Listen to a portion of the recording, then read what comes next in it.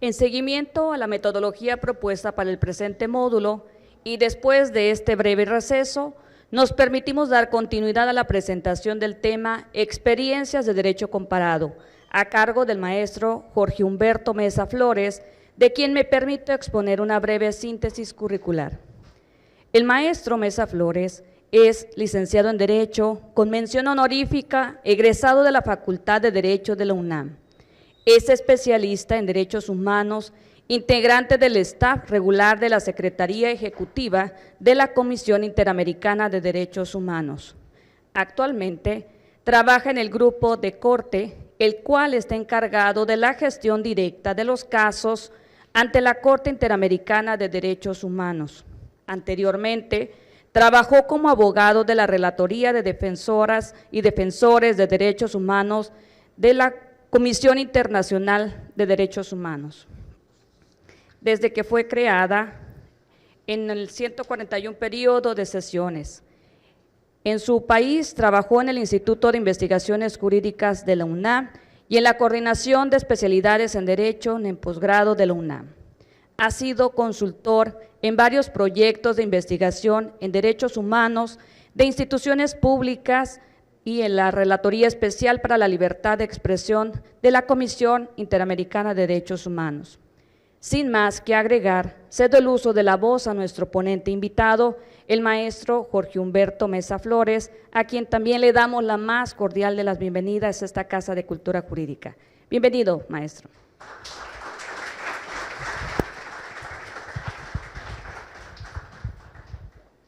Bueno, muchísimas. ¿Se oye bien ahí? Bueno, muchísimas gracias por la presentación. De verdad que es un verdadero honor, un placer estar con ustedes. Gracias a la Casa de la Cultura Jurídica por acoger esta conferencia y en especial a la Asociación Mexicana de Impartidores de Justicia por la iniciativa de realizar este curso, el cual lo puedo decir sin ninguna duda como profesional especialista de la Comisión Interamericana, reconocemos el esfuerzo que se ha realizado en difundir los estándares del Sistema Interamericano de Derechos Humanos y en particular del control de convencionalidad. He de decir que esta conferencia está preparada no solamente con base en la experiencia mía, sino también del propio presidente de la Comisión Interamericana, José de Jesús Orozco Enríquez, quien ha estado encargado también de impartir este curso a las y los impartidores de justicia que lo están tomando. En este sentido, voy a realizar la conferencia partiendo por señalar algunas de las bases que tienen que ver con el control de convencionalidad, como ha sido entendido por la Comisión y por la Corte, aprovechando que están pues ustedes aquí presentes y verificando si es que hubiera alguno entre ustedes que estuviera también tomando el curso de la Asociación Mexicana de Impartidores de Justicia. Y en segunda parte vamos a referirnos concretamente a cuáles son las experiencias en el derecho comparado en relación con el control de convencionalidad. Sin más, voy a empezar por hacer una breve reflexión, un breve recordatorio sobre lo que es el control de convencionalidad y algunos de los aspectos que son más relevantes. Los aspectos que nos vamos a referir son concretamente las preguntas que están allí y las vamos a abordar de manera muy breve. El primero es ¿qué es el control de convencionalidad? ¿No? Esto es algo que se ha escuchado mucho, es algo que se está discutiendo desde la perspectiva académica, desde la perspectiva de la doctrina y también pues en la propia construcción jurisprudencial que ha realizado la Corte Interamericana, la Comisión Interamericana y también los tribunales de los diferentes estados de la región. Para poder contestar esta pregunta hay que remitirse a los fundamentos iniciales de las obligaciones que tienen los estados. Y para esto vamos a señalar qué es lo que establece el artículo 1.1 de la Convención y el artículo 2 de la Convención Americana sobre Derechos Humanos, que son conocidos como obligaciones generales o las obligaciones genéricas que tienen los estados en materia de derechos humanos en virtud de este tratado internacional. En primer lugar, el artículo 1.1 establece que los estados están obligados a respetar y a garantizar los derechos humanos, ¿no? La Corte Interamericana ha desarrollado una jurisprudencia desde la primera de sus sentencias en la cual pues ha señalado que están las obligaciones de prevenir, de investigar, de reparar y de sancionar, y que los estados pues deben de abstenerse también de cometer violaciones a derechos humanos. Entonces, esta es una obligación de las más básicas, ¿no? La obligación de respeto y la obligación de garantía. Por otro lado, tenemos el artículo 2. El artículo 2 de la Convención Americana establece que los estados deben de adoptar las disposiciones de derecho interno, ¿no?, para garantizar y para hacer efectivos los derechos que están establecidos en la Convención. Estas son nuestras dos obligaciones genéricas. Estas obligaciones tienen que ser respetadas por los estados, ¿no? Los estados tienen que cumplir con estas obligaciones que establece la Convención Americana. Pero los estados, ¿cómo se articulan en su funcionamiento? Bueno, los estados se articulan a través de las autoridades, ¿no? Entonces, de fondo, quienes están obligados a respetar, a garantizar los derechos y a adoptar las disposiciones de derechos internos, de derecho interno con el fin de garantizar los derechos de la Convención, pues son las autoridades, ¿no? Entonces, es la autoridad quien tiene que adecuar su comportamiento en el ejercicio de sus atribuciones con la Convención Americana de Derechos Humanos. ¿Quién es quien realiza el control de convencionalidad? ¿No? Cuando decimos control de convencionalidad, pues nos referimos al análisis sobre si la actuación de las autoridades es o no compatible con estas obligaciones genéricas. ¿Quién es quien realiza el control de convencionalidad? Pues el control de convencionalidad lo realiza el intérprete autorizado de la Convención, es decir, la Corte Interamericana de Derechos Humanos. La Corte Interamericana de Derechos Humanos es quien realiza el control de todas las actuaciones o las omisiones estatales y establece si hay o no responsabilidad internacional del Estado por no haber cumplido con estas obligaciones. ¿Qué es lo que sucede en la práctica? Bueno, en la práctica, la Corte Interamericana ha declarado desde la primera de sus sentencias una serie de, determinaciones sobre el apego o el no apego del comportamiento de la autoridad con la Convención Americana. Entonces, cuando no se apega, pues establece la responsabilidad internacional de los estados. Este control se ha realizado desde siempre. Entonces, cuando se dice que el control de convencionalidad surge a partir de la sentencia de Almonacid, esto no es tan exacto, ¿no? El control de convencionalidad lo ha realizado la Corte Interamericana desde la primera de sus sentencias. ¿Qué es lo que se dijo en Almonacid? En Almonacid la Corte Interamericana clarificó algo, y lo que clarificó es que la autoridad pues tiene la posibilidad de decidir y de actuar conforme a lo que establece la Convención, y para esto puede realizar un ajuste en la manera en que realiza sus atribuciones. ¿Qué es lo que significa? Lo que significa es que una autoridad puede verificar cuáles son las atribuciones que tiene, cuáles son las normas que va a aplicar y decidir que si las aplica o si las aplica en determinada forma, está o no violando la Convención, ¿no? Entonces, hay una parte, digamos, de potestad que tiene cada autoridad en el ámbito interno para decidir en el ejercicio de sus atribuciones cómo actuar para no violar la Convención. Entonces, eso es lo que se ha entendido como control de convencionalidad que es realizado por las autoridades. La Corte Interamericana lo que dijo en el caso Almonacid es que cada autoridad está obligada a realizar un control de convencionalidad. Entonces, todos los funcionarios públicos, todos y todos los que son agentes del Estado, tienen la obligación de garantizar que sus actuaciones sean apegadas con la Convención Americana de Derechos Humanos. Ese es el control de convencionalidad. Ahora, cuando se dice el control de convencionalidad es algo que tienen que hacer los jueces, ¿no? Sí, es cierto, es algo que tienen que hacer los jueces, pero la Corte Interamericana dijo de manera muy clara, en el caso Almonacid contra Chile, que el control de convencionalidad se refiere a todos los órganos del Estado. Son todos los órganos del Estado, incluyendo los jueces y demás órganos vinculados a la administración de justicia. Entonces, tenemos el control de convencionalidad en un sentido amplio, el sentido amplio de que toda autoridad, sea juez o no, tiene que adecuar su comportamiento con la Convención. Esto es lo más básico y no deriva de una palabra que se llame control de convencionalidad, sino de las obligaciones de respeto y garantía que les decía desde un inicio. Ahora, cuando esto lo vemos desde una perspectiva más específica, tratándose de juezas y jueces, pues hablamos de un control de convencionalidad en el ámbito de las decisiones jurisdiccionales, ¿no? Y vamos a abundar sobre este aspecto a continuación. ¿Cuáles son las características que tiene un control de convencionalidad? Las características son las siguientes. La primera es que es un control ex officio, ¿no? No es un control que tiene que ser solicitado por una de las partes. Esto es natural porque una autoridad pues, está obligada a respetar y garantizar los derechos humanos. Entonces, es una obligación que se debe realizar de manera oficiosa. En segundo término, el control de convencionalidad se debe de realizar en todos los niveles y en el marco de las respectivas competencias que tengan las autoridades. Esto es también una conclusión lógica de los diferentes órganos y de la administración que tiene un Estado, ¿no? Entonces, cada autoridad debe ejercer el control de convencionalidad en el marco de las atribuciones que le son propias. Y la tercera característica es que para realizar el control de convencionalidad, las autoridades no solamente tienen que seguir la letra del tratado, o sea, lo que establece la letra de la convención, sino también la interpretación autorizada del tratado, que es la que señala la Corte Interamericana de Derechos Humanos. En el ámbito específico de los jueces, ¿cómo se realiza este control de convencionalidad? Bueno, se realiza desde dos perspectivas.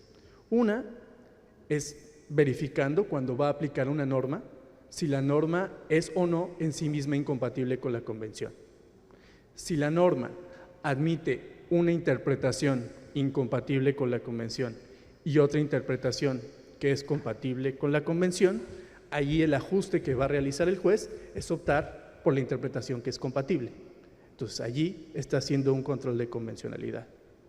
Ahora, si la norma que va a aplicar es en sí misma incompatible con la Convención Americana, lo que tiene que hacer para evitar que su actuación produzca la responsabilidad internacional del Estado es no aplicarla.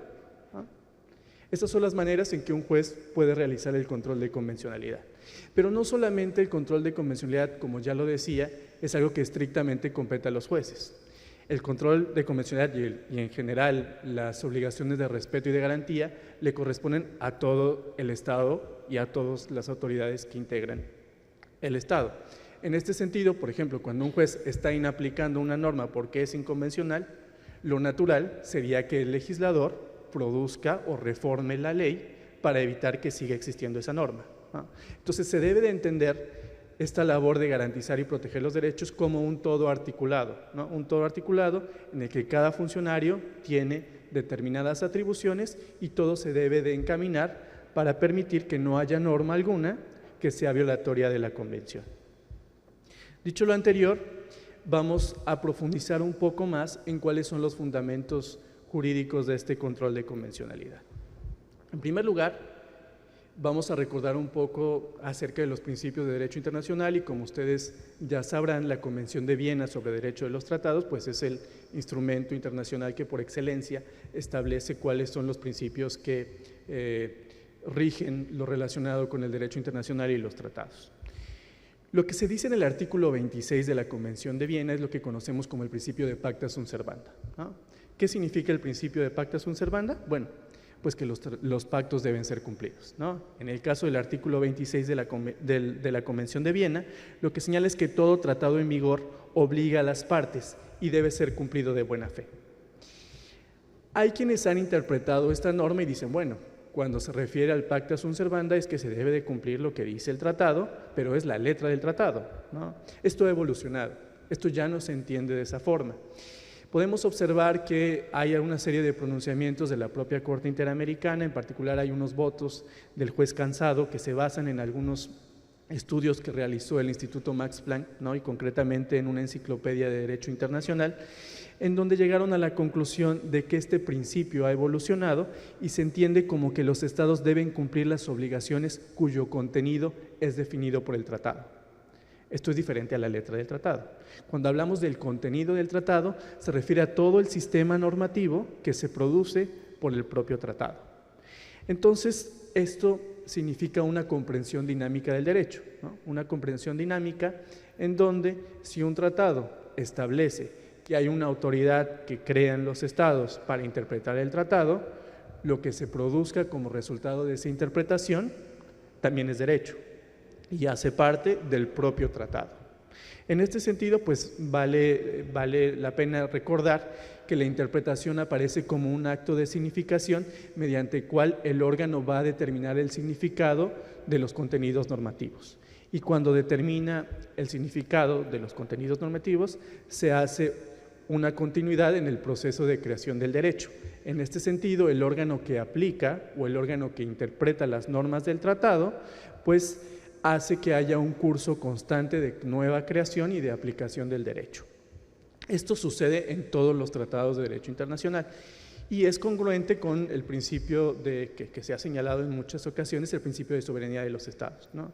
Y es fácil entenderlo porque los estados son quienes crean los tratados internacionales y cuando los propios estados en un tratado internacional establecen que hay un tribunal supranacional que va a determinar lo que significa el tratado, pues es lógico que los estados atiendan a esa interpretación, pues para eso lo crearon, ¿no? Entonces, cuando nos preguntamos cuál es el contenido normativo de la Convención Americana sobre Derechos Humanos, no podemos decir que es el texto de la Convención. ¿Cuál es el contenido normativo? El texto de la Convención, más lo que ha interpretado la Corte Interamericana y también la Comisión, ¿no? Entonces, en este sentido, el bagaje de normas que tienen las y los juzgadores que conocer es muy amplio, ¿no? Y no solamente se resume o se limita a la letra del tratado. Hay un ejemplo que traigo en una de las láminas, que es lo que decidió el Juzgado de Liquidación y Sentencia número 1 del Paraguay, utilizando este fundamento jurídico con base en la Convención de Viena sobre Derecho de los Tratados. Lo que señaló el Tribunal de Paraguay es que el carácter obligatorio de la jurisprudencia de la Corte Interamericana en nuestro medio jurídico es una conclusión necesaria de la aplicación de los artículos 26, que ya les comentaba, el Pacta Sunt Servanda, y el 27, que se refiere a la imposibilidad de alegar cuestiones de derecho interno para incumplir con un tratado internacional. El Tribunal de Paraguay señaló que la propia fórmula dentro de la Constitución paraguaya aceptaba el derecho internacional y se ajustaba al principio de protección internacional de los derechos humanos. Entonces, allí ya tenemos un ejemplo de un modelo argumentativo para señalar que el bagaje normativo de la Convención Americana también incluye la jurisprudencia y no se puede obviar por parte de los impartidores de justicia. Por otro lado, otros fundamentos jurídicos del control de convencionalidad los encontramos en la propia Convención Americana sobre Derechos Humanos. Y ahí lo que vamos a verificar es que cuando un Estado ratifica la Convención Americana y acepta la jurisdicción contenciosa de la Corte, acepta la interpretación que realiza la Corte Interamericana del propio tratado. En este sentido, el artículo 62.1 de la Convención, que es el que rige o regula más bien que la Corte Interamericana sea el órgano que está legitimado para interpretar y aplicación de la Convención, cuando un Estado ratifica el tratado, pues acepta esta cláusula. Y esta cláusula hace que el Estado esté sujeto o esté obligado por la interpretación que realiza la Corte Interamericana del tratado. El ejemplo que les voy a mostrar es lo que señaló la Corte Interamericana en el caso del Tribunal Constitucional respecto de Perú. En este caso, lo que señaló la Corte Interamericana es que la aceptación de la competencia contenciosa de la Corte constituye una cláusula pétrea que no admite limitaciones que no estén expresamente contenidas en el artículo 62.1 de la Convención, que es el que ya les mencionaba, y señala que un Estado que aceptó la jurisdicción obligatoria de la Corte Interamericana pasa a obligarse por la Convención como un todo, ¿no? Entonces, allí tenemos lo que señala la propia Corte Interamericana respecto de este punto. Por otro lado, como ya les mencionaba, el artículo 2 de la Convención establece el deber de adoptar disposiciones de derecho interno. Esto se entiende en dos sentidos. Uno es que los estados deben de suprimir las normas que entrañen una violación a la Convención, ¿no? Y el segundo, pues es que tienen que expedir las normas que garanticen los derechos que están en la propia Convención, así como las prácticas que sean conducentes a garantizar la observancia efectiva de la Convención. Los jueces tienen la obligación de realizar este ejercicio.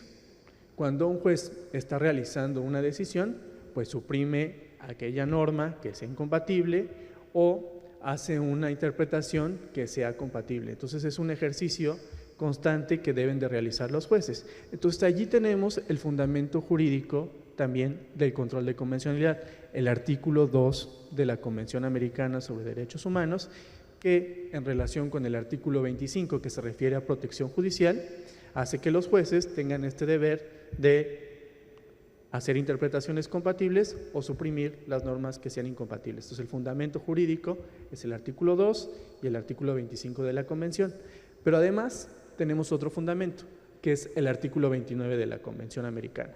Como ustedes ya saben, el artículo 29 de la Convención lo que establece es el principio pro persona, ¿no? El principio pro persona, entendido como que el juez debe de acudir a la norma que sea más protectora, a la norma que dé una protección más amplia de la persona humana, y cuando se trate de restricciones, pues tiene que acudir a aquellas que tengan la interpretación más restringida, ¿no? Entonces, este artículo 29 que rige este principio pro persona también obliga a los jueces a buscar en el marco jurídico del Estado, que incluya los tratados internacionales, cuál es la norma que más protege a la persona. Entonces allí está otro fundamento por el cual los jueces deben de realizar el control de convencionalidad.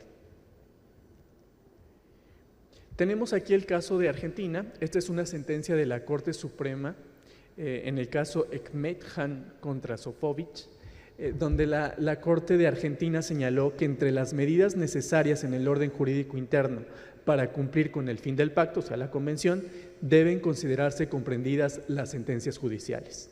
Esto significa que las sentencias judiciales es un medio por el cual se pueden, pues obviamente, proteger los derechos, ¿no? Garantizar los derechos, y por ello se debe de entender como una manera con la cual también se debe de cumplir con el tratado. Finalmente, tenemos otro ejemplo aquí de la Corte Suprema de Costa Rica en una acción de constitucionalidad donde señaló que el reconocimiento por la Sala Constitucional de la normativa de la Convención Americana en la forma que fue interpretada por la Corte resulta natural y absolutamente consecuente con su amplia competencia. Entonces, lo que podemos aquí ver de manera clara es que algunos estados ya han estado utilizando estas formas de argumentación, ¿no? Y estas formas de argumentación son muy importantes que sean conocidas por los juzgadores y están en el derecho comparado y les van a permitir poder incorporar en sus propias sentencias argumentaciones similares o argumentaciones más novedosas, ¿no? Que permitan realizar este control de convencionalidad utilizando la jurisprudencia de la Corte. Todo esto que les he dicho, que son como el breve recordatorio sobre lo que es el control de convencionalidad, tiene una relación directa con lo que es el objeto central de esta clase, ¿no? El objeto central es ver cuáles son las experiencias en el derecho comparado. Para esto vamos a partir de algunas premisas que surgen de lo que ya les he comentado. La primera es que, como ya vimos, el Estado tiene que actuar de acuerdo a sus obligaciones internacionales, ¿no? La segunda es que el Estado realiza sus funciones a través de las autoridades. Esto significa que las autoridades tienen que ejercer sus atribuciones conforme lo señala la Convención Americana y la interpretación que ha dado la Corte Interamericana. Para que una autoridad pueda actuar de acuerdo a lo que establece la Convención, es necesario que el marco jurídico que regula las actuaciones de esa autoridad se lo permita hacer, ¿no? Entonces, en este sentido, es esencial que exista un orden jurídico interno que posibilite a las autoridades actuar conforme a la Convención. Es allí donde vamos a centrar nuestro análisis, en cuáles son las normas que van a posibilitar que las autoridades realicen un ajuste de sus atribuciones conforme a la Convención. ¿Qué es lo que pasa si no hay estas normas que posibilitan que existan estos ajustes? Pues lo que va a pasar es que la autoridad esté imposibilitada a realizar un control de convencionalidad, ¿no? Entonces, si la autoridad está imposibilitada a realizar el control de convencionalidad, la autoridad no va a poder salvaguardar los derechos y lo que va a hacer como consecuencia final es la responsabilidad internacional del Estado porque la autoridad no realizó el control de convencionalidad.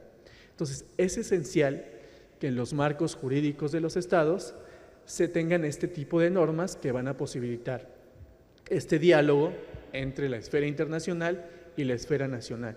Si no existen este tipo de normas, no va a existir un diálogo y el resultado pues va a ser que sea muy difícil el cumplimiento, por ejemplo, de las sentencias de la Corte Interamericana, sea muy difícil que los jueces puedan aplicar directamente la Convención porque hay otras normas que están por encima de la Convención.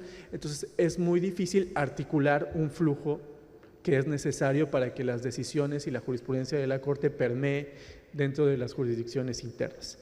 Vamos a hablar precisamente en esta clase de algunos de estos ajustes que son importantes que tengan los estados y para realizar este ejercicio lo vamos a hacer a través del derecho comparado, viendo las constituciones de varios estados de la región. ¿Cuáles son algunos de los factores que pueden incidir en las posibilidades de realizar un control de convencionalidad?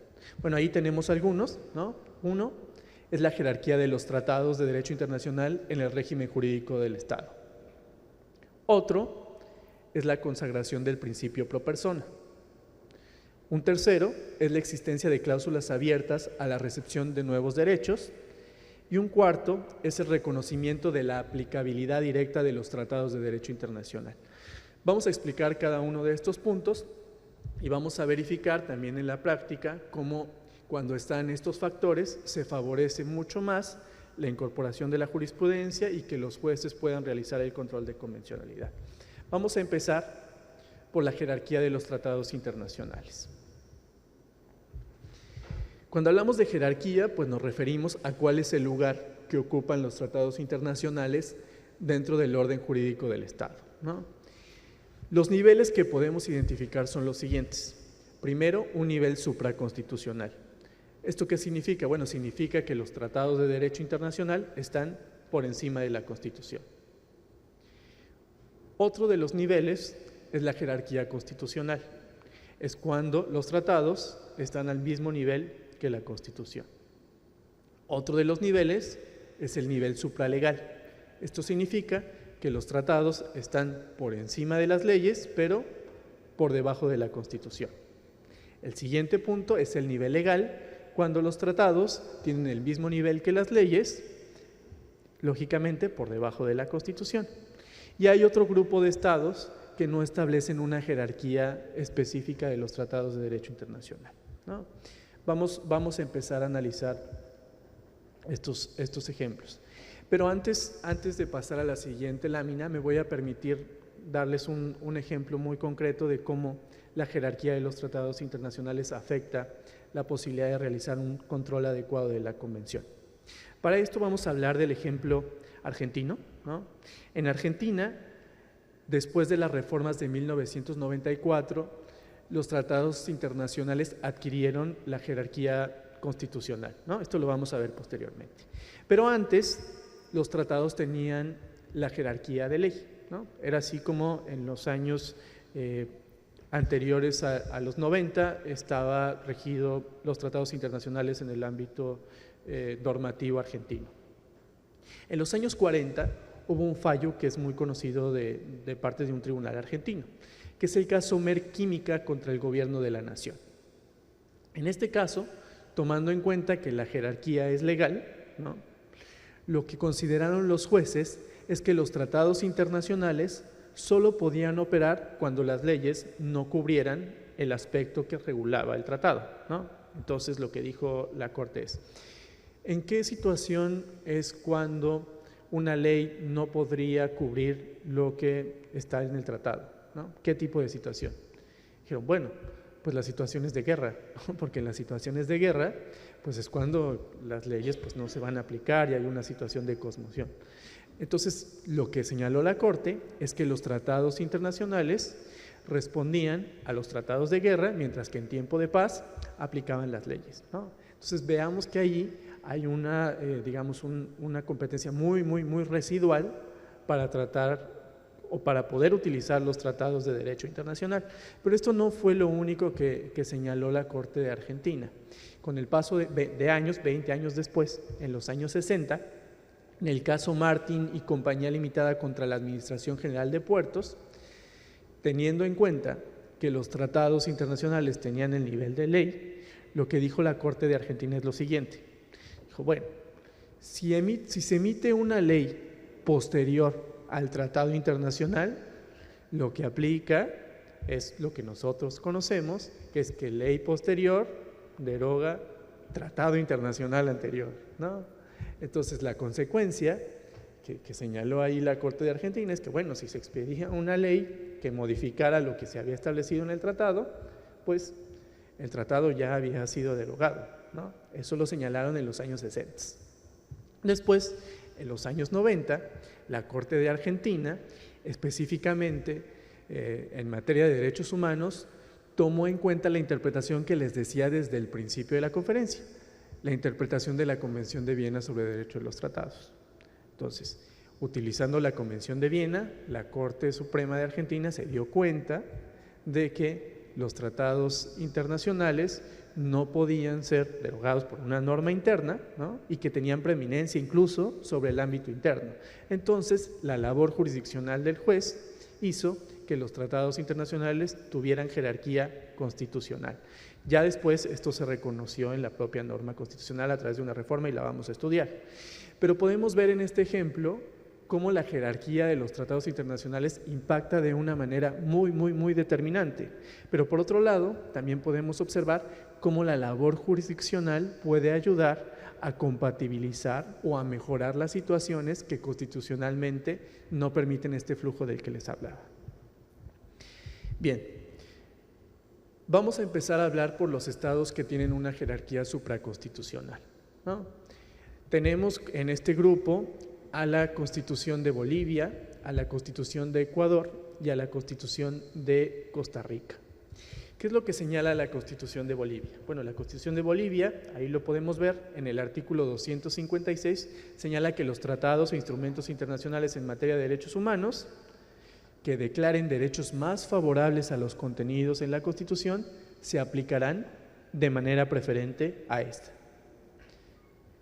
La Constitución de Ecuador también señala, y allí está en el último párrafo, que los tratados internacionales de derechos humanos ratificados por el Estado que reconozcan derechos más favorables prevalecerán sobre cualquier otra norma o acto del poder público. Finalmente, tenemos la Constitución de Costa Rica, que no lo establece de manera expresa, sino que fue a través de la labor interpretativa de la Corte Suprema del Estado, que determinó que los tratados de derechos humanos tienen no solamente un valor similar a la Constitución política, sino en la medida en que otorguen mayores derechos o garantías, priman sobre la Constitución. ¿Qué es lo que tenemos en estas fórmulas constitucionales? ¿Cuál es el principio que está allí? El principio pro persona, ¿no? Entonces, las normas que favorecen una preeminencia del derecho internacional sobre la Constitución son aquellas normas que tienen el principio pro persona. Y esto es muy lógico, porque no se puede tampoco decir que existe una absoluta preeminencia del derecho internacional sobre los derechos nacionales. ¿Qué tal si un Estado en el ámbito interno protege de una manera más amplia un derecho, ¿no? Entonces, una adecuada fórmula constitucional es aquella que reconoce el principio pro persona y otorga la posibilidad de que los tratados de derechos humanos tengan una jerarquía, inclusive por arriba de la Convención. Y vamos a pasar entonces al grupo de estados que tienen una jerarquía constitucional. Aquí dividí en tres grupos, que son los que vamos a analizar, ¿no? En el primer grupo tenemos los estados que otorgan jerarquía constitucional a los tratados de derechos humanos, ¿no? Expresamente en las fórmulas constitucionales. Ahí tenemos la Constitución de Chile, la Constitución de Argentina y la Constitución de Venezuela. Por otro lado, tenemos los estados en los cuales para que un tratado sea incorporado al orden interno o para que se pueda denunciar, se usa un procedimiento similar al de reforma a la Constitución. Ahí tenemos estados como Honduras, como Paraguay y como el Perú. Y finalmente tenemos un grupo de estados que sin conferir una jerarquía expresa han constituido lo que se llama bloque de constitucionalidad. Allí tenemos a los estados de Colombia y a los estados de República Dominicana, ¿no? Ustedes se van a preguntar por qué no estoy hablando de México, ¿no? Bueno, pues precisamente quisiera que como resultado de esta conferencia, ¿no?, para las personas que están siguiendo en el curso de la asociación, ¿no?, pudieran desarrollar con base en estos indicadores en qué situación está México, ¿no? Entonces, no voy a hablar de México en esta ocasión, ¿no?, y veamos cómo las y los impartidores de justicia utilizan estos indicadores y señalan en qué situación está México. Y aquí también podremos escuchar algunas intervenciones. Bien, vamos a comenzar por hablar del primer grupo que les decía, que son los estados que otorgan jerarquía constitucional, ¿no? Empezamos por el estado de Chile, ¿no? El estado de Chile señala en el artículo 5 de su Constitución que el ejercicio de la soberanía reconoce como limitación el respeto a los derechos esenciales que emanan de la naturaleza humana. Dice, es deber de los órganos del Estado respetar y promover tales derechos garantizados por esta Constitución, así como por los tratados internacionales ratificados por Chile. Aquí no tenemos una claridad absoluta, ¿no?, de que estén al mismo nivel que la Constitución. Ha sido la Corte Suprema de Chile quien ha desarrollado esta noción, ¿no? Y en este recurso de casación que tenemos aquí, que es una decisión del 2007, la Corte señaló que los derechos humanos que están asegurados en un tratado se incorporan al ordenamiento jurídico interno, formando parte de la Constitución material, adquiriendo plena vigencia, validez y eficacia jurídica, no pudiendo ningún órgano del Estado desconocerlo y debiendo todos ellos promoverlos y respetarlos, así como protegerlos, ¿no? Entonces aquí tenemos un ejemplo de cómo la Corte Interna interpreta una fórmula que no tiene una clara definición y le da jerarquía constitucional a los tratados. Otro estado es el estado de Venezuela. El artículo 23 de la Constitución de Venezuela es alguno de los artículos que tienen una de las fórmulas que en mi opinión es muy adecuada, ¿no? Señala los tratados, pactos y convenciones relativos a derechos humanos suscritos por Venezuela, tienen jerarquía constitucional y prevalecen en el orden interno en la medida en que contengan normas sobre su goce y ejercicio más favorables a los establecidos en la Constitución y en las leyes, pero además señala, y son de aplicación inmediata y directa por los tribunales y demás órganos del poder público. Pareciera ser que esta fórmula constitucional es muy buena, ¿no? Tenemos ahí los elementos de supremacía en casos de principio pro persona, tenemos el aspecto de aplicabilidad directa también, ¿no?, que es muy favorable, pero lo que hemos identificado es que a partir del año 2000, la Sala de Casación Penal venezolana ha señalado que de ningún modo, y estoy citando textualmente, los tratados pueden estimarse con jerarquía mayor a la Constitución. Y en caso de colisión, sin ningún género de duda, prima la Constitución, ¿no? La Corte venezolana no solamente ha señalado esto, sino que ha realizado también un control de la constitucionalidad de las sentencias de la Corte Interamericana, ¿no? Y ha señalado que las sentencias de la Corte Interamericana pueden ser inconstitucionales, ¿no? Entonces, este tipo de interpretación pues rompe, ¿no?, definitivamente rompe con toda la argumentación de derecho internacional, ¿no?, con lo que establece la Convención de Viena, con lo que establece la Convención Americana sobre Derechos Humanos y sujeta toda la protección de derechos humanos en el tribunal interno, lo que desconoce el principio de subsidiariedad de la jurisdicción internacional, que debe de estar al revés, encargada de poder monitorear y de poder supervisar cómo el órgano interno protege los derechos humanos, ¿no? Entonces, es necesario hacer esta salvedad respecto de Venezuela porque el texto constitucional establece una cuestión que sería diferente. Y bueno, aquí antes de este punto, pero creo que no lo tenemos aquí, está el caso de Argentina, ¿no? Argentina, y regreso a la anterior lámina, Argentina tiene una constitución, como les decía, en el año de 1994 se reformó, ¿no?, y estableció que los tratados de derechos humanos tenían una jerarquía constitucional. Pero la Constitución de Argentina tiene unas características muy particulares y que es necesario abordar.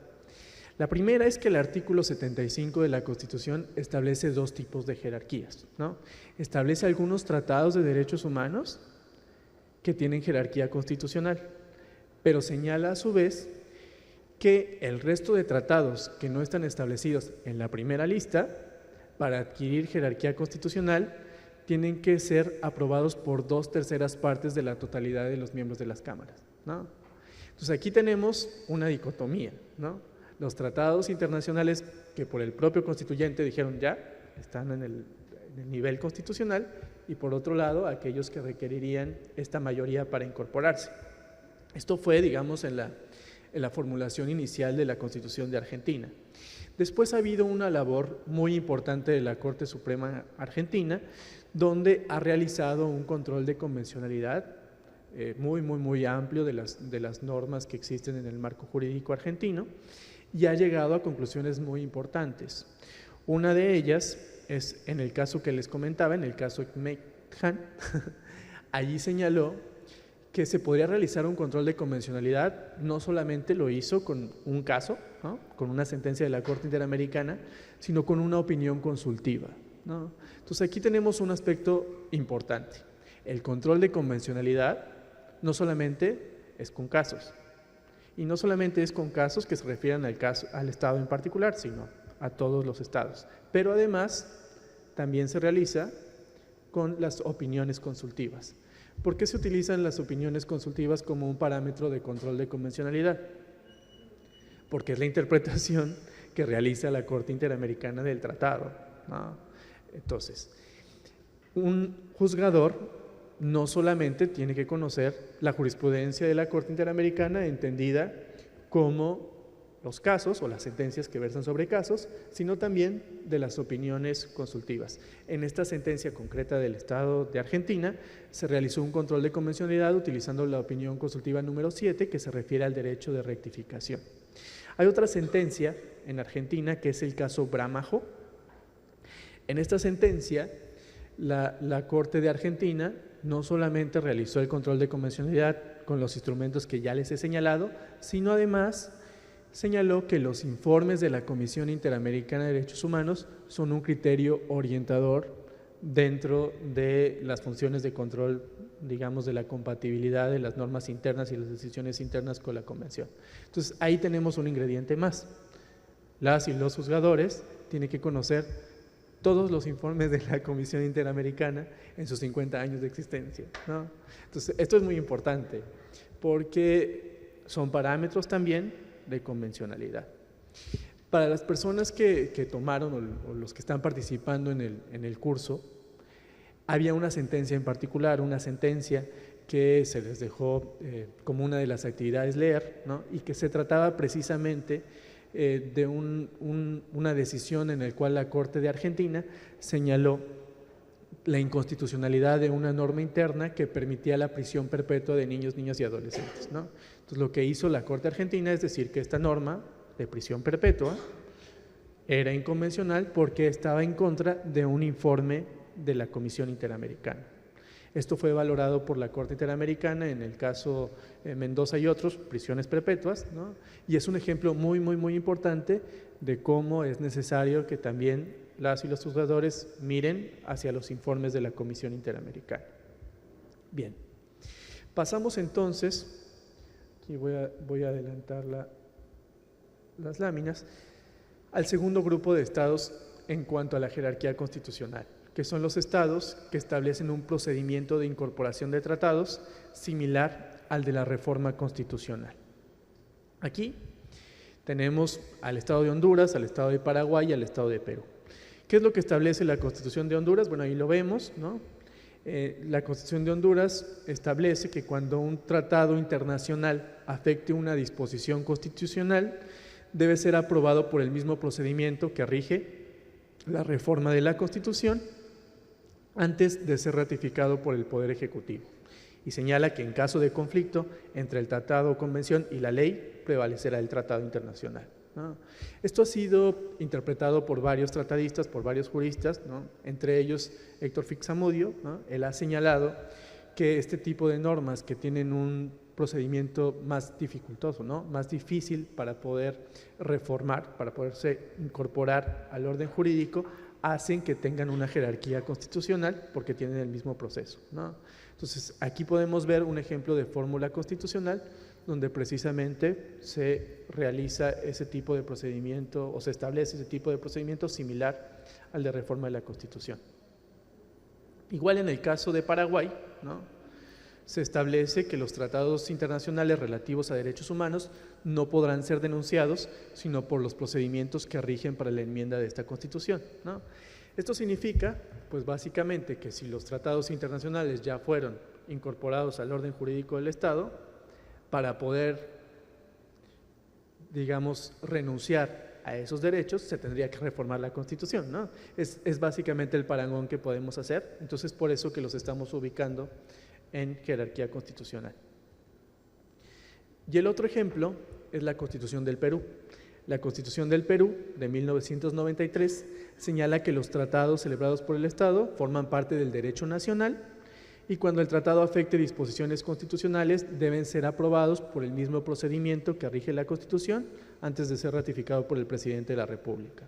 O sea, aquí tenemos el otro ejemplo de procedimiento similar a reforma de la Constitución. Bien, pasamos a aquellos estados que les decía han generado la noción o el concepto de bloque de constitucionalidad. Y aquí me permito recordar un poco sobre el bloque de constitucionalidad. El bloque de constitucionalidad, según algunos tratadistas, proviene del constitucionalismo francés y la doctrina que tenía en ese entonces el Consejo. Básicamente lo que se consideró en el año de 1958 y en esa constitución, derivado de una interpretación, es que el bloque de constitucionalidad francés incorporaba la Declaración Universal de los Derechos del Hombre y Ciudadano, incorporaba también el preámbulo de la Constitución, una Constitución anterior, la de 1946, y principios fundamentales que estaban establecidos en leyes de la República. Entonces, esta idea lo que significaba es que como parámetro de control de constitucionalidad no solamente estaba el texto de la Constitución, sino otros instrumentos normativos. Al respecto, Vidar Campos ha señalado una definición de lo que es el bloque de constitucionalidad. Lo que ha dicho es que es el conjunto normativo que tiene disposiciones, principios o valores materialmente constitucionales que sin aparecer en el texto de la Constitución son un parámetro para el control de constitucionalidad de las leyes y de todas las normas dentro del sistema jurídico. Podemos de allí derivar como alguna de las conclusiones es que la noción de bloque, ahí está, evoca la idea de solidez y de unidad. Es un conjunto de normas que no puede ser escindido, no puede ser dividido. Los instrumentos que integran el bloque, todos tienen la misma jerarquía y priman sobre el resto de normas que no están en el bloque. Y como otro de los puntos es que en caso de contradicción entre las normas que están dentro del bloque, no se resuelve con base en jerarquías, sino con base en armonización, ¿no? Estos son los aspectos que podremos nosotros identificar cuando estemos hablando de un bloque de constitución, de constitucionalidad. Y los ejemplos concretos que he identificado es el ejemplo de Colombia y el ejemplo de República Dominicana. Aquí quise ponerles las normas, ¿no?, para que ustedes identifiquen que la norma en sí misma no señala la existencia del bloque, ¿no? La Constitución de Colombia, ahí lo podemos ver, dice la Constitución es norma de normas, en caso de incompatibilidad entre la Constitución y otra norma se aplican las disposiciones constitucionales. Los tratados y convenios internacionales ratificados por el Congreso que reconocen derechos humanos prevalecen en el orden interno. Entonces ahí lo que tenemos pues son algunos enunciados, ¿no?, pero no hay una estructura clara sobre cuáles son los que están dentro del bloque, cuáles no, y esto fue algo que, como ya veremos, lo modeló la Corte Constitucional de Colombia. En el caso de República Dominicana, ahí también vemos, ¿no?, que el artículo 74 establece que la interpretación y reglamentación de los derechos y garantías reconocidos se basa en los siguientes principios. 3. Los tratados, pactos y convenciones relativas a derechos humanos tienen jerarquía constitucional y son de aplicación directa e inmediata por los tribunales, ¿no? Aquí sí vemos que hay una jerarquía constitucional, pero no vemos si hay otras normas incorporadas al bloque.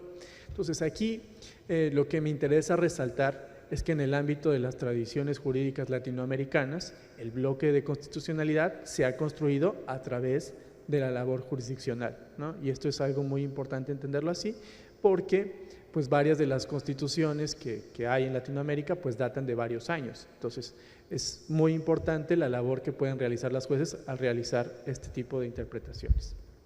Bien, vamos a ver un poco de Colombia. En Colombia se generó la noción del bloque de constitucionalidad en el año de 1995, ¿no? Aproximadamente en ese año fue cuando la Corte Constitucional de Colombia empezó a hablar del bloque de constitucionalidad. La Corte entendió en un principio que el bloque podía ser definido en un stricto sensu y un lato sensu, ¿no? Lo que dijo la Corte de Colombia es que en un sentido estricto el bloque de constitucionalidad incorporaba el texto de la Constitución y los tratados de derechos humanos cuya limitación se encontraba prohibida en los estados de excepción.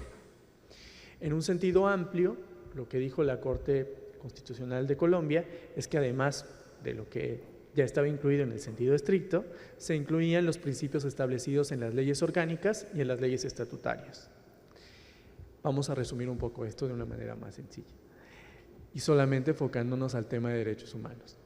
Los derechos humanos que están establecidos de acuerdo a esa interpretación de la Corte Constitucional dentro del bloque eran los tratados, digamos, que tienen dos características. Una, tratados internacionales que reconocen derechos humanos, y dos, que sean tratados que tengan derechos humanos que no se pueden suspender en estado de excepción. Recordemos que los estados de excepción pues establecen la posibilidad de restringir determinados derechos, ¿no? Estas restricciones pues están muy reguladas por la propia Convención Americana, la jurisprudencia de la Corte Interamericana, etcétera, y pues lo que consideraba la Corte Constitucional de Colombia es que solamente esos derechos que no eran susceptibles de ser suspendidos, como el debido proceso, por ejemplo, ¿no? Protección judicial, etcétera, son aquellos derechos que sí estaban dentro del bloque de constitucionalidad. Fue a través de un proceso evolutivo de la Corte Constitucional de Colombia, donde se fueron incorporando más instrumentos normativos y se fue delimitando qué derechos sí estaban incluidos dentro del bloque de constitucionalidad. En suma, en la sentencia C-578 de 1995, la Corte de Colombia se dio a la tarea de precisar cuáles eran las normas que estaban dentro del bloque, ¿no? Fue dentro de este trabajo jurisdiccional que hizo la Corte de Colombia que consideró que otros tratados, por ejemplo el Convenio 3 de la Organización Internacional del Trabajo, los principios rectores sobre el desplazamiento de las Naciones Unidas, la Convención de Derechos del Niño y la propia Convención Americana de Derechos Humanos, sí estaban dentro del bloque, ¿no? Entonces el bloque actualmente, como es entendido en Colombia, pues incorpora un gran número de tratados internacionales de derechos humanos y esta evolución en el año de 2000, ¿no? En la sentencia C-10 de dicho año, hizo que la Corte Constitucional reconociera que el criterio que se podía utilizar, o uno de los criterios que se podía utilizar para determinar este proceso de armonización entre las normas que están dentro del bloque, era la interpretación que dio o que ha dado la jurisprudencia de la Corte Interamericana de Derechos Humanos. Entonces, en un bloque de constitucionalidad donde están varios tratados internacionales y otras normas, el criterio hermenéutico que se debe de utilizar para verificar, por ejemplo, si hay restricciones o no a los derechos humanos, es el criterio de la Corte Interamericana de Derechos Humanos y, desde luego, el principio pro persona.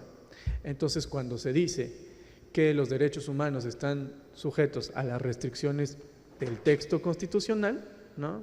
Esto, pues, lógicamente significaría que se están sujetando los derechos humanos a lo que establezca el constituyente, cuando en realidad esto lo que haría es que se estuviera transgrediendo uno de los principios fundamentales de los que ya hemos hablado aquí, que es que más bien, tratándose de restricciones que no estén establecidas en la Convención, pues el juez no puede aplicarlas. ¿Por qué? Porque estaría realizando mal un control de convencionalidad y estaría haciendo que el Estado incurra en responsabilidad internacional.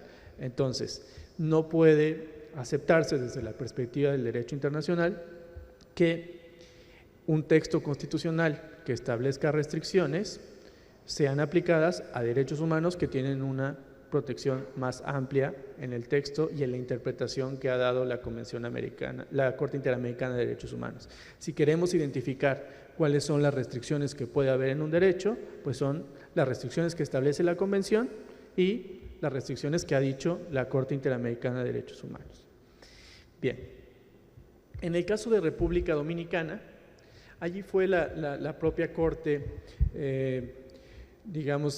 encargada del control de constitucionalidad de dicho Estado, quien generó algo muy importante, y esto ha sido destacado por la jueza Radis Abreu de la Corte Interamericana, que es de República Dominicana, y ella ha señalado que la Corte de República Dominicana tuvo la primera, el pronunciamiento formal de establecer que hace parte del bloque de constitucionalidad no solamente los tratados internacionales, sino también la jurisprudencia de la Corte Interamericana de Derechos Humanos.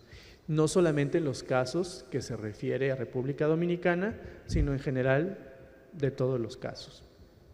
Esto es muy importante y es uno de los aspectos muy positivos que tiene el pronunciamiento de la Corte de República Dominicana, que es incorporar ya de una vez dentro del bloque esta interpretación de la Corte Interamericana.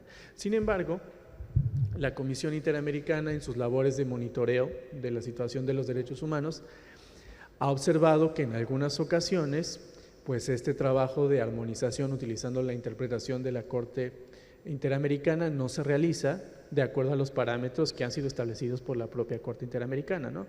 Y son algunas situaciones muy puntuales, de las cuales les puedo mencionar, por ejemplo, que recientemente la Comisión hizo una visita a República Dominicana porque hay una sentencia, ¿no? Una sentencia que tal vez algunos de ustedes conozcan, que señala que las personas cuyos padres, ¿no? Sus padres ingresaron, de manera irregular al Estado y ahí tuvieron sus descendientes, ¿no?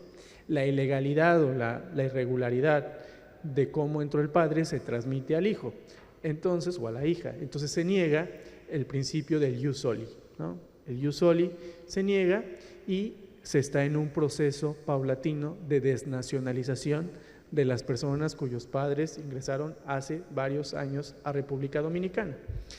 La Corte de República Dominicana señaló al tomar esta decisión de que existía una posibilidad de desnacionalizar a las personas que son nacionales de República Dominicana, pero que son ascendientes, en este caso muchos son ascendientes de padres haitianos, ¿no?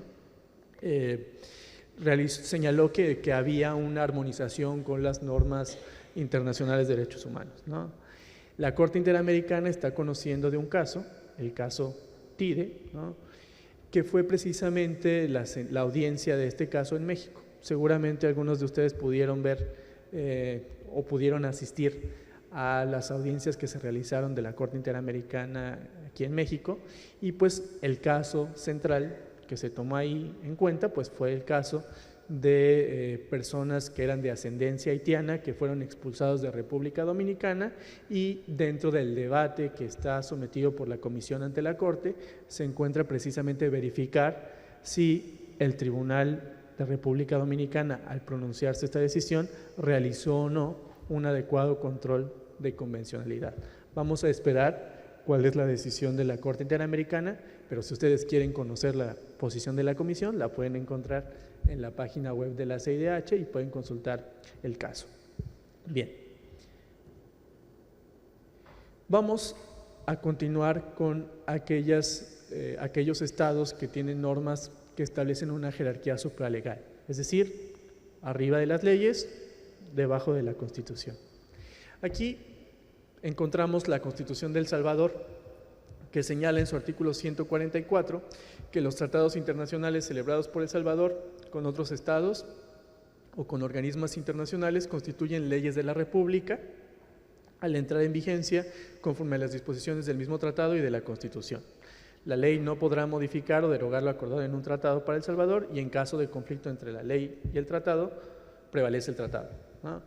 Aquí tenemos una fórmula muy clara, ¿no? Creo que se puede identificar en el propio texto esta jerarquización, y lo que me interesa aquí rescatar, ¿no? Es qué se hace ante estos escenarios. Es decir, ¿qué puede hacer un juzgador cuando la fórmula constitucional pues le impide realizar realmente un control de convencionalidad de la mejor manera? Es decir, si fuéramos juzgadores, pues lo que quisiéramos, creo, es que el marco constitucional fuera el mejor, para que pudiéramos pues realizar el control de convencionalidad y actuar conforme lo señala la Convención. Entonces, a veces no es que el juzgador no se encuentra en posibilidad de hacerlo o en capacidad de hacerlo. Simplemente es que el marco jurídico imposibilita que lo pueda realizar, ¿no? Entonces, ¿qué es lo que se hace en ese tipo de situaciones?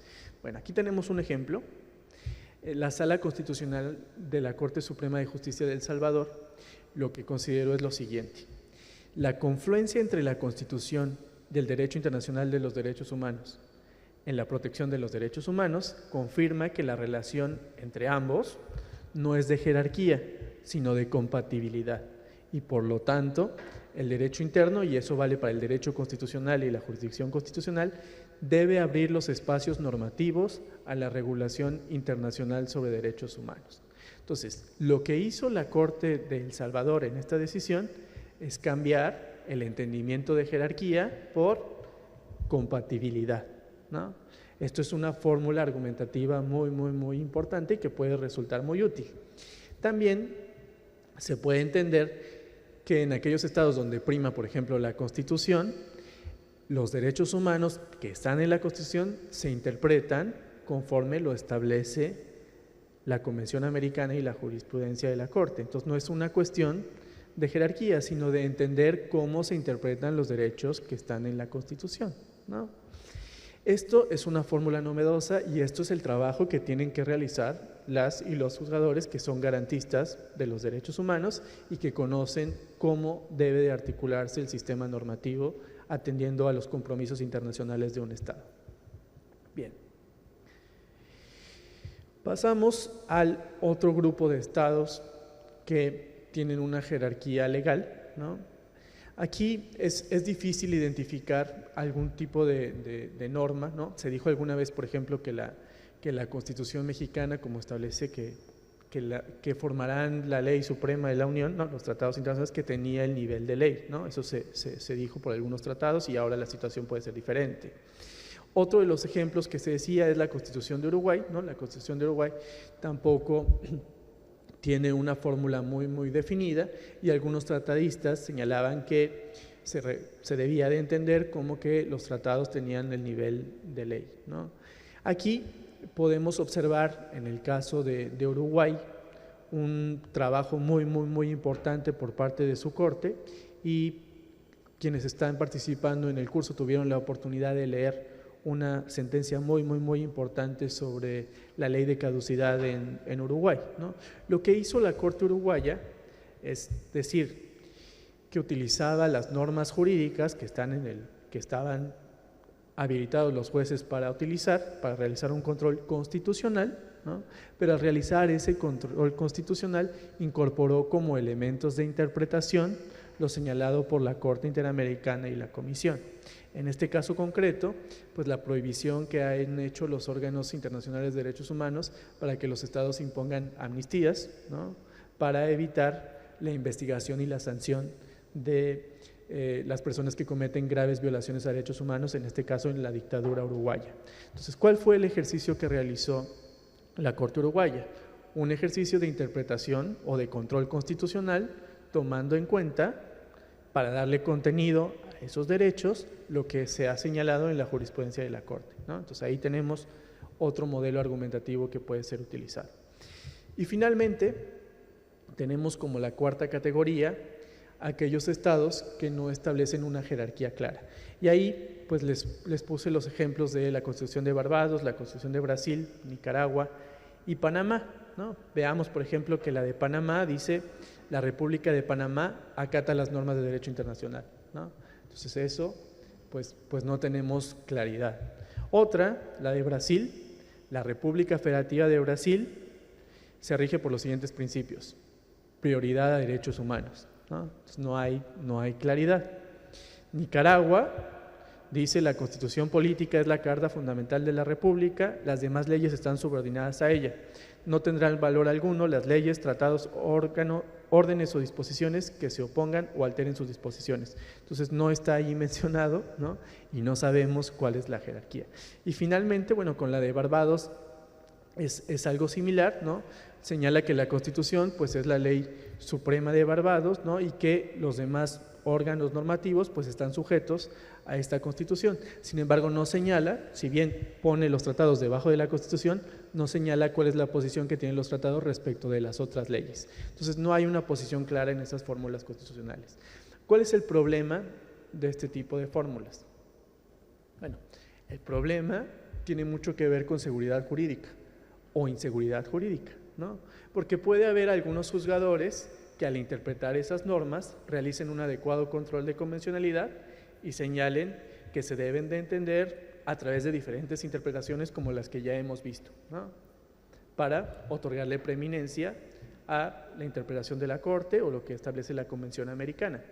Pero puede haber otros jueces que digan no, lo importante es pues la Constitución o las otras normas, o pueden haber jueces que varíen sus posiciones dependiendo del caso, ¿no?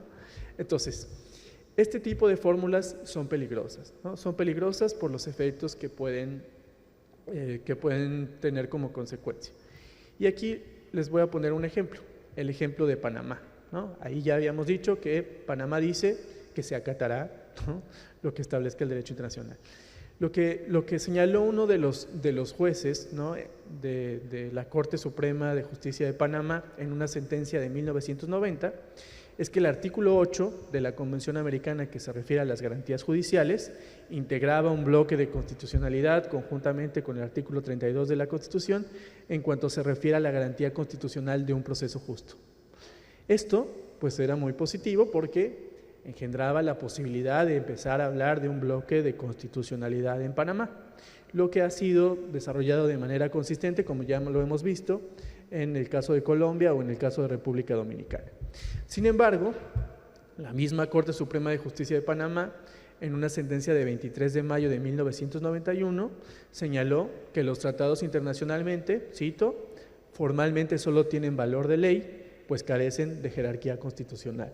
Entonces aquí podemos ver que hay una variación en la propia interpretación que realiza la Corte panameña y estas situaciones pues pueden afectar los derechos humanos, ¿no?, y pueden evitar que haya una consistencia que favorezca la creación de fórmulas que sean sólidas y que den seguridad jurídica al sistema. Como ya lo veíamos en el caso de Colombia, fue la interpretación jurisdiccional, pero una interpretación jurisdiccional que se fue manteniendo de forma consistente para poder lograr un bloque constitucional que es reconocido por todos los tratadistas y por todos los jueces y jueces de Colombia. Entonces aquí, en este ejemplo, ¿no?, que no voy a decir que sea la situación actual de Panamá, pero aquí en estas dos sentencias podemos ver una variación en cuanto a las decisiones tomadas por una misma autoridad. Bien. Pasamos a uno de los segundos factores que les decía son importantes a tomar en cuenta para realizar un adecuado control de convencionalidad, que es la existencia de cláusulas abiertas.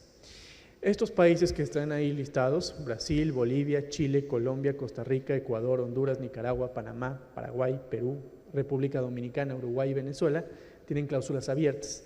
¿Qué es una cláusula abierta? Bueno, ahí tenemos un ejemplo, les puse la de Perú, que dice: la enumeración de los derechos establecidos en este capítulo no excluye los demás que la Constitución garantiza, ni otros de naturaleza análoga o que se fundan en la dignidad del hombre o en los principios de soberanía del pueblo. Lo que quiere decir este tipo de normas es que son normas que señalan que los derechos que están en la Constitución o en el texto constitucional no son limitativos de otro tipo de derechos que puedan haber en los tratados internacionales de derechos humanos, no solo la Convención, sino en cualquier otro tratado internacional. Estas normas son muy buenas porque el constituyente, pues lógicamente no pudo pues identificar de antemano cuáles son todos los tratados o todos los derechos humanos que pueden surgir a lo largo de la vida de la propia Constitución.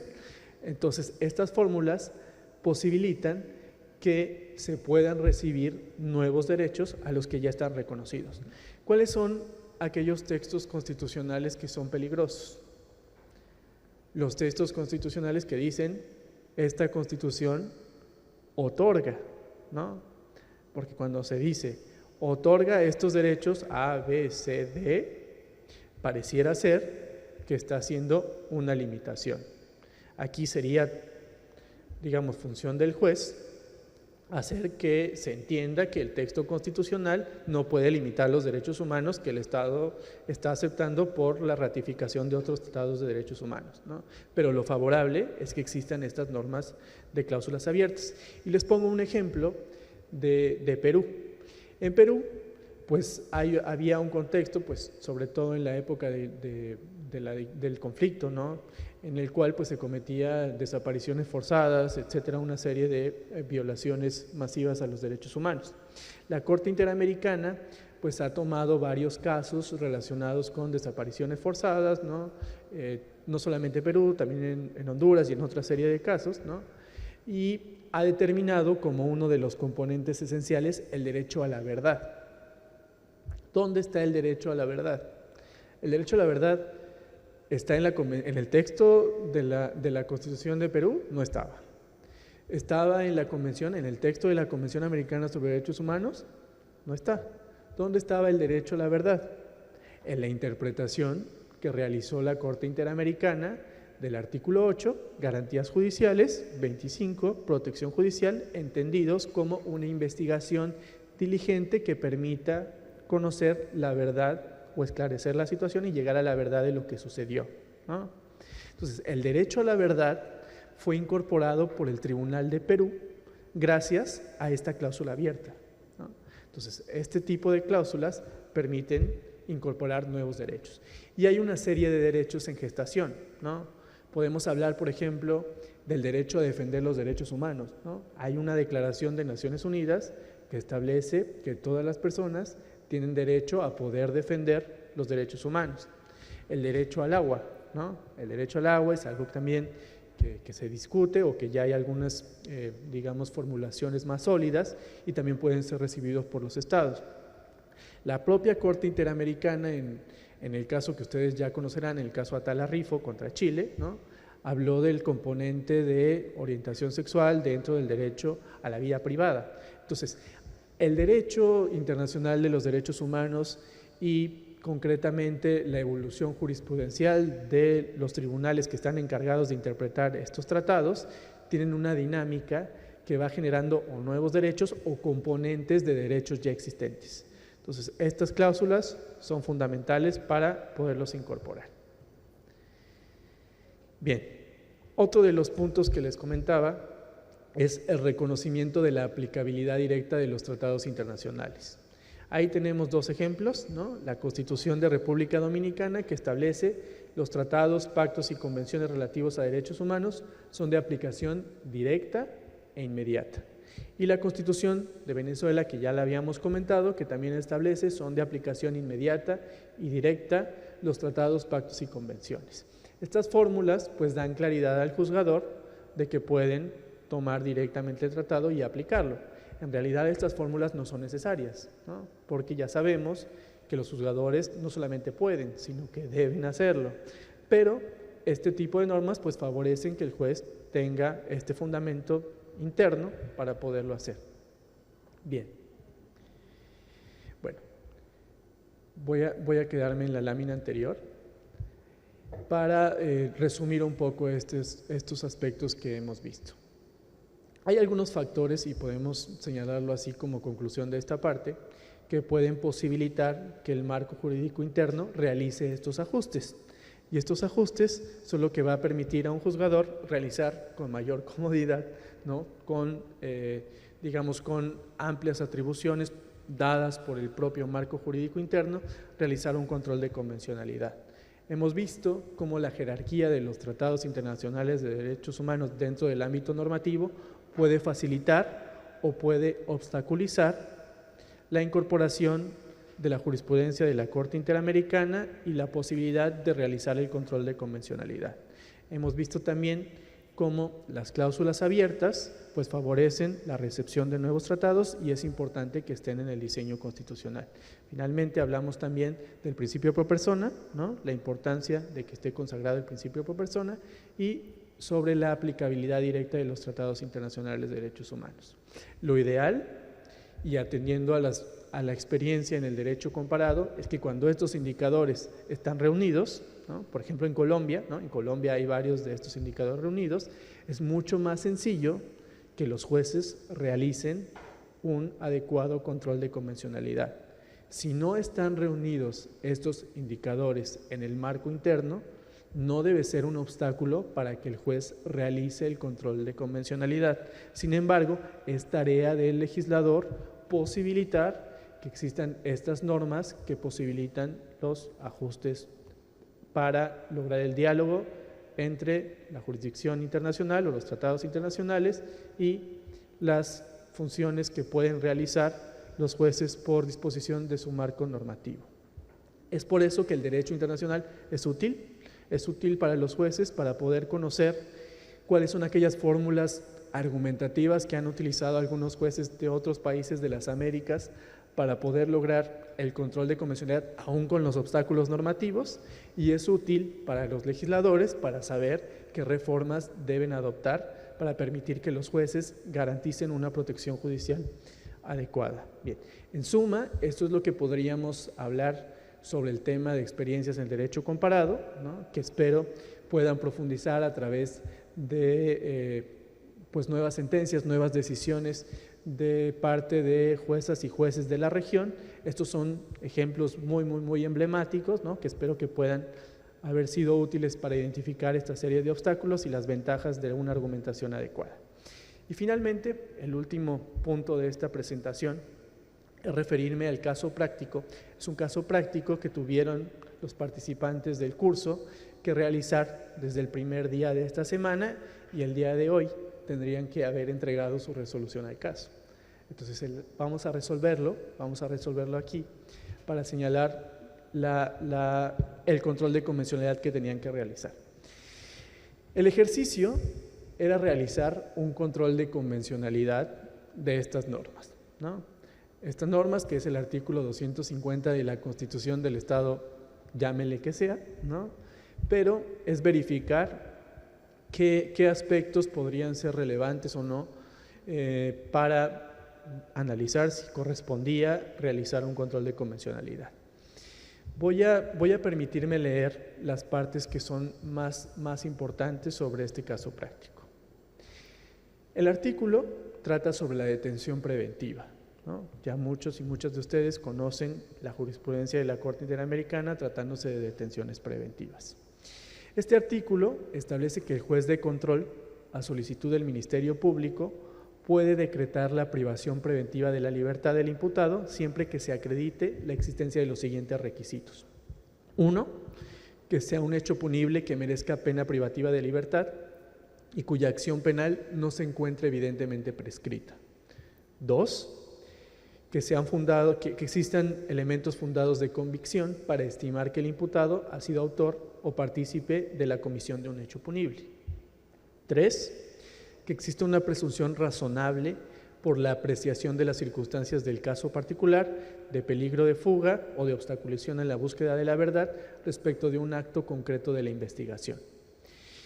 El artículo 251, que sigue regulando la detención preventiva, define el peligro de fuga, y como peligro de fuga señala que se deben de tomar en cuenta las siguientes circunstancias. 1, el arraigo en el país, determinado por el domicilio, residencia habitual, asiento de la familia, de sus negocios, etcétera, para abandonar definitivamente el país o permanecer oculto. 2, la pena que podría llegarse a imponer en el caso. 3, la magnitud del daño que causó en el ilícito o presuntamente causó. 4, el comportamiento del imputado durante el proceso o en otro proceso anterior. Y 5, la conducta predelictual del imputado. Finalmente, se establece que se presume el peligro de fuga en casos de hechos punibles con penas privativas de libertad cuyo término máximo sea igual o superior a 10 años. En verde están subrayados los dos aspectos que son esenciales para el análisis. En el punto 3 del artículo 250 tenemos que la detención preventiva tiene como uno de los elementos de análisis una presunción razonable por la apreciación de las circunstancias del caso particular, de peligro de fuga o de obstaculización en la búsqueda de la verdad. Y el párrafo primero del artículo 251, que define lo que se entiende por peligro de fuga, señala que se presume en aquellos casos de hechos punibles con penas privativas de libertad cuyo término máximo sea igual o superior a 10 años. ¿Cuál es el problema con esas normas? ¿O es que no hay ningún problema? Bien. Analizando la jurisprudencia de la Corte Interamericana y concretamente en el caso de Barreto Leiva contra Venezuela, la Corte Interamericana estableció una serie de pautas sobre la detención preventiva. ¿Qué es lo que se tiene que hacer al resolver un caso como este? En primer lugar, verificar el tratado, ¿no? ¿Dónde encontramos establecidas las restricciones posibles o cómo se debe realizar una detención en la Convención? ¿Qué artículo tendríamos que verificar? El artículo 7. El artículo 7 que consagra el derecho a la libertad personal. En segundo punto, nos vamos a lo que señala la jurisprudencia de la Corte, en este caso, que es uno de tantos, que es el caso Barreto Leiva. Ahí la Corte Interamericana señaló una serie de estándares que podemos resumir de la siguiente manera. 1. La detención preventiva debe ser excepcional y no debe ser la regla. 2. Los fines legítimos y permisibles de la detención preventiva deben tener carácter procesal, tales como el peligro de fuga o la obstaculización del proceso. Ahí vemos en el punto 3, ¿no?, que señala una presunción razonable por la apreciación de peligro de fuga o de obstaculización. Entonces tenemos este punto, ¿no? 4, que aún existiendo fines procesales como el peligro de fuga o la obstaculización en el proceso, se requiere que la detención sea necesaria y proporcional. Necesaria en el sentido de que no haya medios menos gravosos y proporcional en el sentido de que no afecte desproporcionadamente el derecho a la libertad personal. Otro de los puntos que señaló la Corte Interamericana es que siempre que se va a realizar una detención preventiva se requiere una motivación individualizada de todos los aspectos que hemos señalado, es decir, que sea por fines procesales y que sea necesaria y proporcional. Y la Corte también señaló que el mantenimiento de la detención preventiva por un plazo irrazonable equivale a adelantar una pena, ¿no? Esos son los puntos que señaló la Corte en el caso de Barreto Leiva. Ahora la pregunta es, ¿cuál es el problema en esta norma? El problema de esta norma lo podemos identificar en que el punto 3 dice que se requiere una presunción razonable de que exista fines procesales, estamos bien, peligro de fuga, obstaculización de la búsqueda de la verdad, pero define como peligro de fuga que se puede presumir cuando la pena privativa de libertad tenga un máximo, sea igual o superior a 10 años. ¿Qué es lo que sucede? Que el peligro de fuga se puede interpretar con base en la duración que tenga la pena. ¿Qué es lo que esto tendría como consecuencia? Tendría como consecuencia que el juez no tuviera que motivar ni la necesidad, ni la proporcionalidad, ni los fines procesales, porque automáticamente se presume que por la duración que pueda tener la pena debe estar en detención preventiva. Entonces, este tipo de norma lo que hace es prescindir de una determinación individualizada de la motivación de la detención preventiva. En segundo lugar, es ampliamente problemática con el principio de presunción de inocencia, porque cualquier persona que pudiera estar sometida a una pena mayor a 10 años o igual a 10 años, automáticamente estaría en detención preventiva. Y además hace que la prisión preventiva sea la regla para aquellos delitos en los cuales la pena sea mayor de 10 años y no sea la excepción. Entonces invierte aquellos criterios que fueron señalados por la Corte Interamericana. De esta forma, ¿qué es lo que tendría que hacer el juez cuando tiene una norma de este tipo?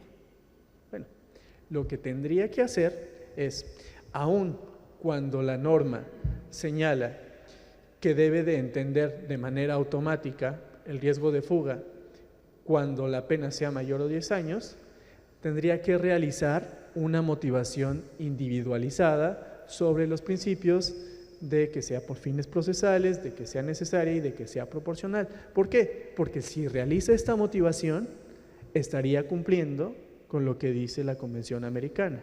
Si no realiza esta motivación y aplica automáticamente esta norma, haría que se le viole el derecho a la libertad personal a la persona que estaría sometida a la detención preventiva.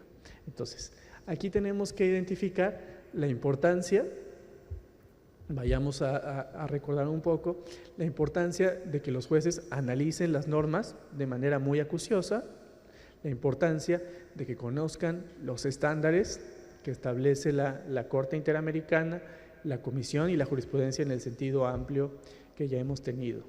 Y el tercero, pues es precisamente buscar siempre esa interpretación pro persona. Espero que este caso pues lo hayan resuelto de esta forma, ¿no? Es la manera en la cual se puede garantizar a través de un adecuado control de convencionalidad los derechos de una persona que esté sujeta a detención preventiva. Sin más, pues espero que esta conferencia haya sido útil, haya sido provechosa para conocer las experiencias de derecho comparado y en general expresarles a nombre del presidente de la comisión, Jesús Orozco, y del mío personal, que ha sido un placer poder compartir con ustedes esta charla. Muchísimas gracias.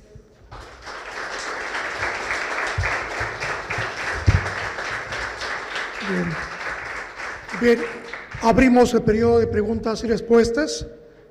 Ya el modo acostumbrado, tienen las fichas que se entregaron a la entrada. Si desean formularlas, el personal de la Casa de Cultura Jurídica pasará por ellas.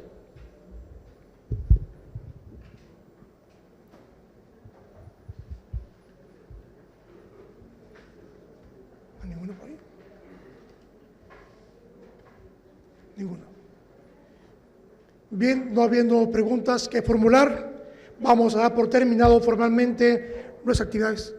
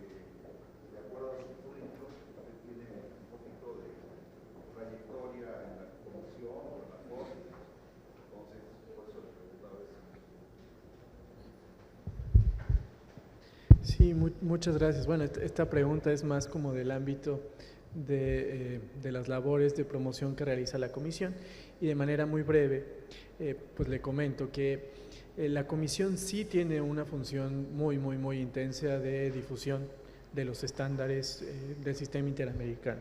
Normalmente la comisión se da un curso, ¿no? Se da un curso que a veces está dirigido a sociedad civil, a veces está dirigido a funcionarios y las personas pues pueden promover sus candidaturas. Sin embargo, con independencia de eso, el personal de la Secretaría Ejecutiva y en general las y los comisionados pues siempre estamos atentos a las invitaciones que realizan organizaciones de la sociedad civil, ¿no? Yo he trabajado, por ejemplo, en la Relatoría de Defensoras y Defensores y he acudido cuando he sido invitado por parte de organizaciones de la sociedad civil o bien por parte de órganos del Estado, también el staff de la comisión, pues acudimos a este tipo de actividades de promoción. Entonces, desde luego, siempre que haya una invitación para la Comisión Interamericana, para su staff, pues estamos nosotros muy interesados en la medida de nuestras posibilidades también, porque el staff de la Secretaría de la Comisión, aunque a ustedes les suene curioso, en ocasiones hay más estados que el número de abogados que hay en la comisión y estamos encargados de realizar todas las funciones de monitoreo, elaboración de casos, etcétera.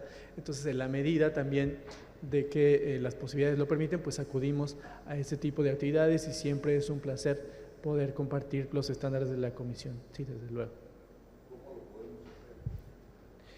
Pues básicamente es en caso, digamos, de solicitar alguna invitación a un congreso, a un foro, pues es ponerse en contacto con la Secretaría. Con gusto le puedo dar los datos específicos y también no solamente en general respecto de este tema, sino que la comisión tiene 7 relatorías, ¿no? Relatorías de pueblos indígenas, de la mujer, de personas privadas de la libertad, personas LGTBI, afrodescendientes, derechos de la niñez, etcétera. Entonces también todas las áreas especializadas de la Secretaría Ejecutiva están pues encargadas de dar promoción a todos los estándares.